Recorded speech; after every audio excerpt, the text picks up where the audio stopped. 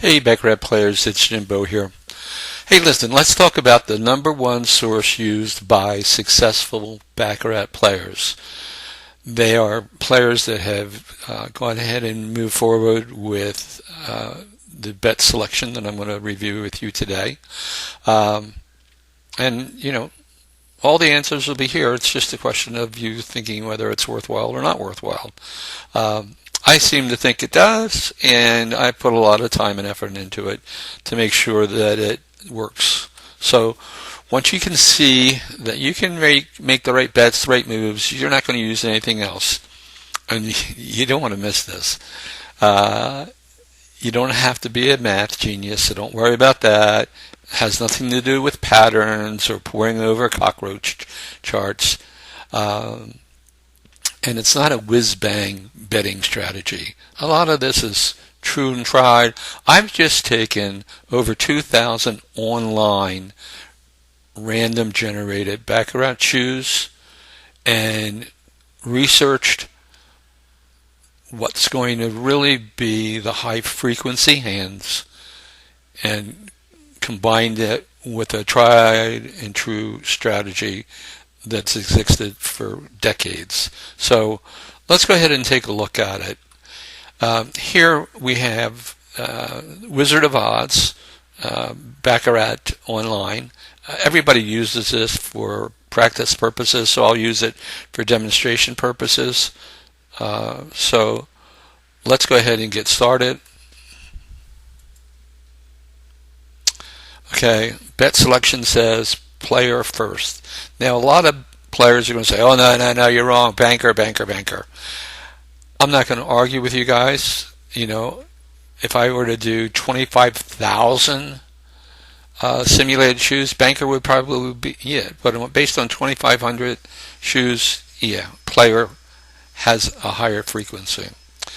But, again, no one says that you have to follow it exactly. You may have some things you want to change, but it's really keep 99% of it the way it's laid out on the bet selection of the cheat sheet. So here we go. All right, we're up $73 so far. We haven't lost anything yet. And again, it's all based on bet selection from the cheat sheet.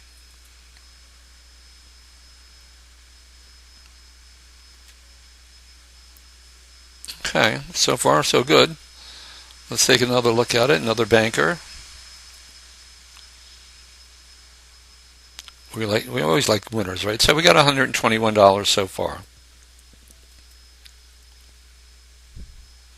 We got a loss.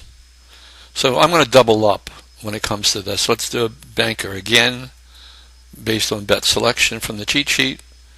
And yep, there we go. So we've got a total of $143 that we've made in a half a dozen bets.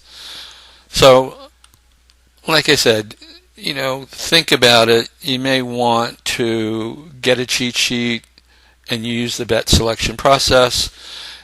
And I can tell you this up front, it's not a miracle sheet, because what will happen is your emotions are going to get involved and your bad habits are going to override what the bet selection from the cheat sheet says. And then you'll turn around and lose. Yeah, maybe you'll hit a couple ones, but overall you'll end up losing. And you'll say, oh, sugar jets, it's not working. The fact of the matter is, I've tested this, and it does work. I've done, at least 100 shoes to make sure that it works. This one, meaning the online bet selection, is a little bit different than the one used in the casino. Not dramatically, but there is a slight difference to it. But it works. That's all I can tell you. It works. Not every time. Usually 7 to 8 times out of 10, you'll either win or break even. So let's take a look at ties. A lot of times people like to play ties. I play ties. So let's see what happens here. Now, typically with ties, there's only about 14 bets that you can make out of the 48. And the first one you would make or look at would be the fourth hand. So let's take a look and see. We should be betting soon. Sometimes what happens, I look at it and I'll wait. So here's the fourth hand. I didn't bet the fourth hand.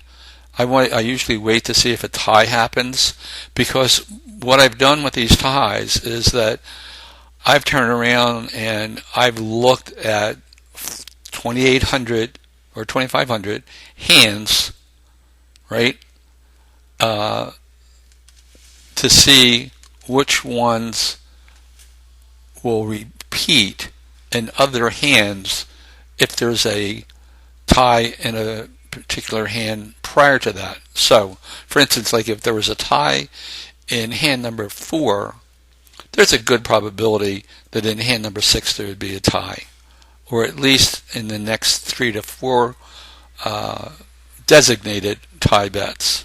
So let's see what happens here. We're going to play through this. It's going to take a few minutes, so if you've got something to do, you might want to come back to it. We're at hand number 10 right now. And that's a tie. That was not a bet selection tie. All right. The next one would have been a bet selection tie. This one, number 12. Okay, so it didn't repeat. We didn't win that one. So we've lost 2 so far.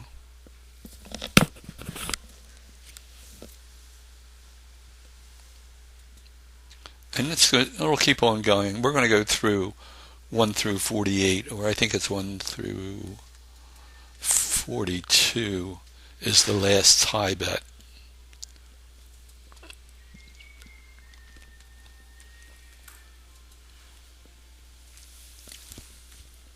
I had an experience where I watched a lady with ties, and she bet big time ties. I mean, she would bet 100, 200, and I think the maximum was 500 that she could bet.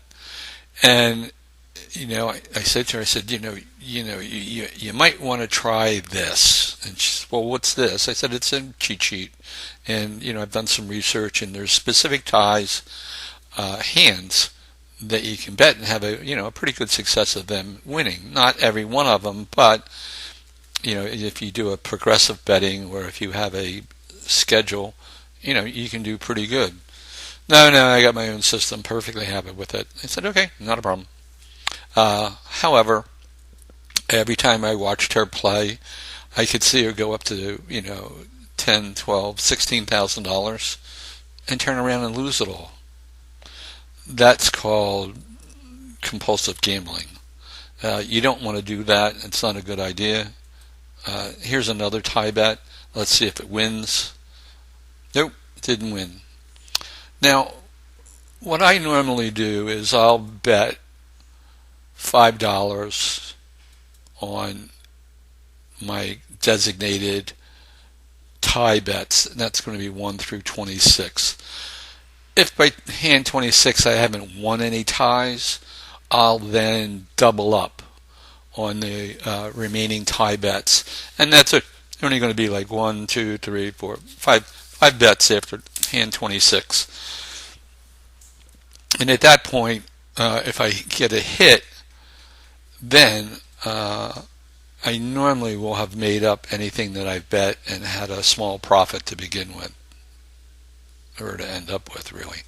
So, it's up to you. If you like ties, this is a good example of how it works.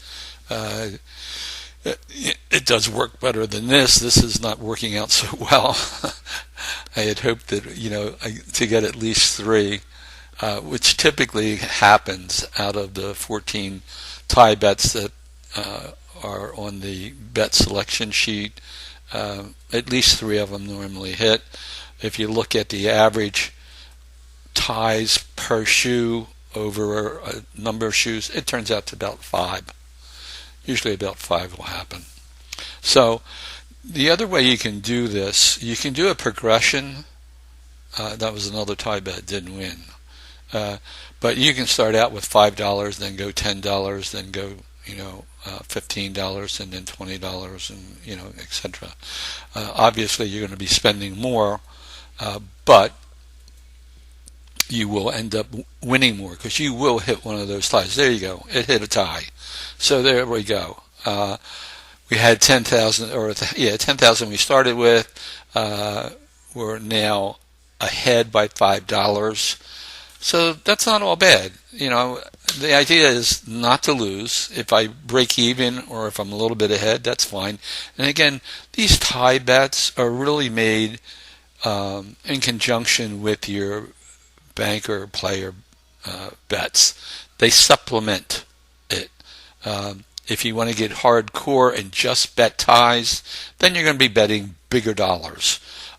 Keeping in mind that the casino normally is going to have a limit on the number of tie amount that you can make on tie bets. So you're going to have to do some calculations to make sure that you're not going to reach that limit before you hit a tie. So all of that being said, guys, I think that probably at this stage, as well as I do, once you can make the right move, make the right bets, you probably don't want to use anything else. I hope this has been helpful to you. And if you need more information, you can always go to Baccarat cheatsheets.com.